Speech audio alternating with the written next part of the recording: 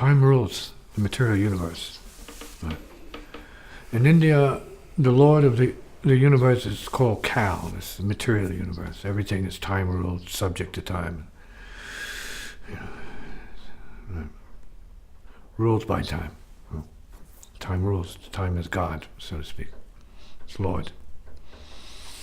The body is a time machine. The universe is a time machine. So we have to understand these things right up front. And so in the traditions we have a breakdown of, let's say, levels of consciousness, and one of those levels is a causal plane. It's called a causal plane, which means a time track. The time track, it means from the beginningless time to now, up to the endless time, timelessness. Mm-hmm. Now, each one is part of their particular causal plane. That means more in relationship to blood karma, ancestry. Mm-hmm. And that's pretty much what rules an individual, their sense of past karma. It's unconscious, but that's what we're working from. See? The unconscious sense of time and feeling limited by time, or in some way impeded by time, or time is a problem. See, time is a problem. And then from that fact of, let's say, human integration relative to having to be a time machine, we also have soul reality, the awareness source of time. See?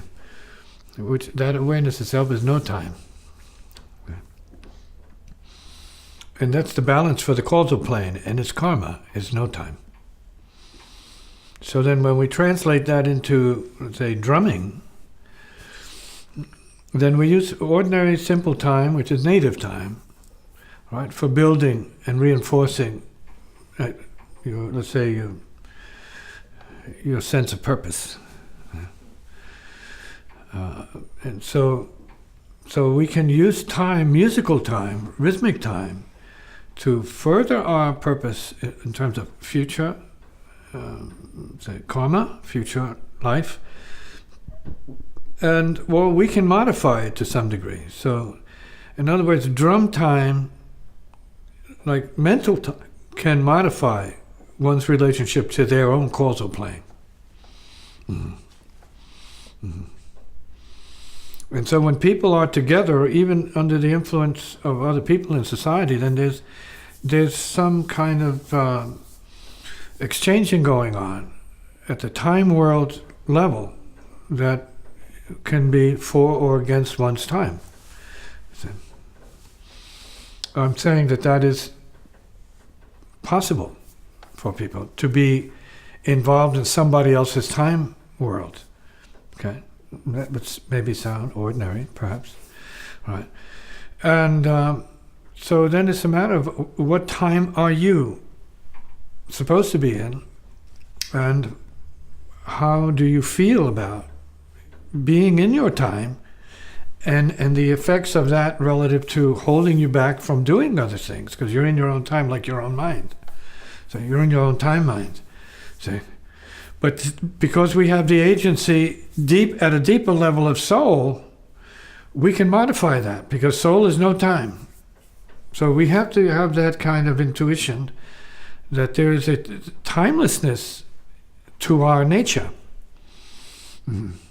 And from the timelessness of this nature, right, which is, we can say, the soul plane, it's not just the causal plane, it's the soul plane of like just awareness of awareness. We can learn to recreate our future. And then the key to this is no time. No time. And we have no time because we have a causal plane. We are time. So we are the time of no time. We have to work from that. That's where the balance starts to maybe have some substantiality.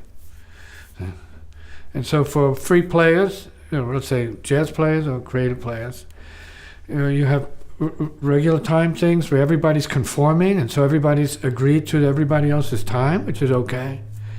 And you have to take what comes with that. You become more in resonance or in sync with them.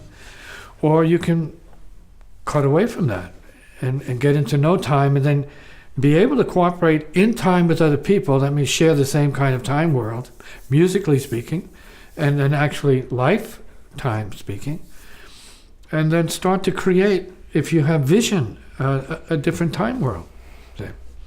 And you create that out of no time, and the sense of no time, the conviction of no time.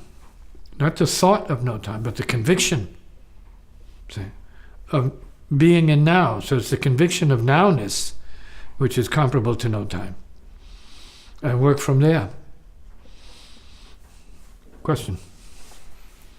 Mm-hmm. In practice, how does one get deeper into understanding, I guess, their own time and then moving into... Well, you have a lifetime. See, you have a lifetime, you have karma of your lifetime. Mm-hmm. You have to know what that is. That would be more or less consistent with who you're being and where you are, see, and then accepting that. And that would be your karma as it is. You have to determine whether or not that's right for you, or if that's a step, just merely where you are as a step towards something other than what it is for you in your mind, in your, see, in what is real for you. Say, no, this is a step. And some people have that relationship to their time where they're beyond their time. And they're creating their time from the future. I mentioned this before. See, because you don't see yourself as yourself. You see yourself as something else, and you also get the sense that you're progressing, you're moving in that, which means you are either consciously or unconsciously using the causal body, right, to help adjust your relationship to the time in the future. Mm-hmm. Now, it's very abstract, but it's the way the mind works. See, and we're talking the causal mind. See? It's a causal world, but it's really causal mind. If you talk about astral world, it's really astral mind. See? And there are aspects, dynamics of same overall intelligence, which is the thing itself, and then the thing as not being itself. Mm-hmm. So between the thing as existing and the thing as not existing, there's a lot of room for creativity there. Mm-hmm. So spiritually, each has their sort of time world or their future, which is another way of saying it. Your future is in your hands. See? Some of that is like, for the most part, determined by your blood, so you already have a death time. It's already settled. But that death time seems to be like there's a modifiable, sort of like there's an alternate, let's say. So you're scheduled to die from your birth. There could be a death time relative to your birth karma. But then there can be adjusting that somewhat, see. The inevitability of dying is one level of karma and one reality, see. But we're not limited to the body or this world. So it gives us a lot of possibility, wiggle room and creative room to adjust. That means make good on a debt relative to your blood and your family that needs to be sort of purified. So you're cleansed of that and cleared of that. And this sounds, this is like on the level of miraculous possibility, but that's what the spirit is, a miraculous possibility. See, you can be in sin and karma and suffering and be out of it. See, because spirit is the governing force here, which is zero.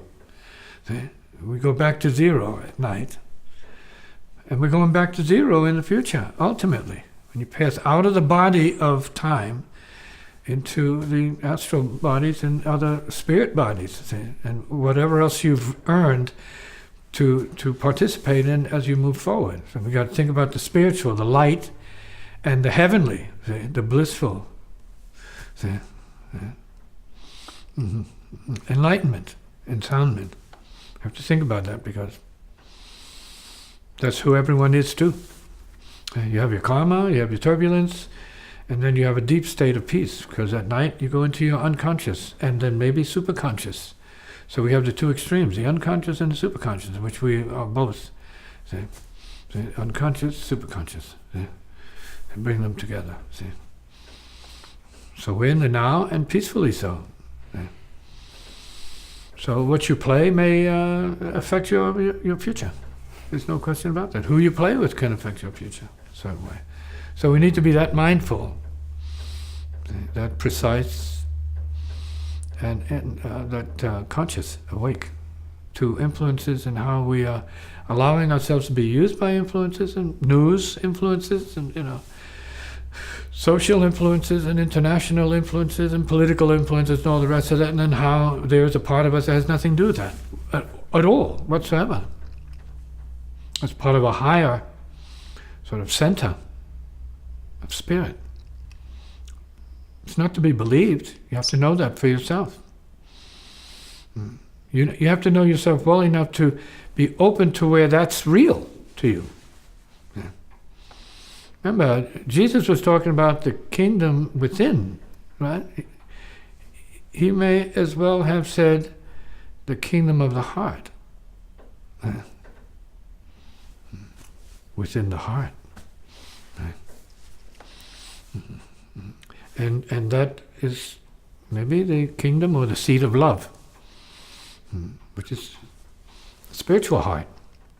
And we need to be open to what that is beyond time, because the spiritual heart and what that is in itself beyond time. Yeah.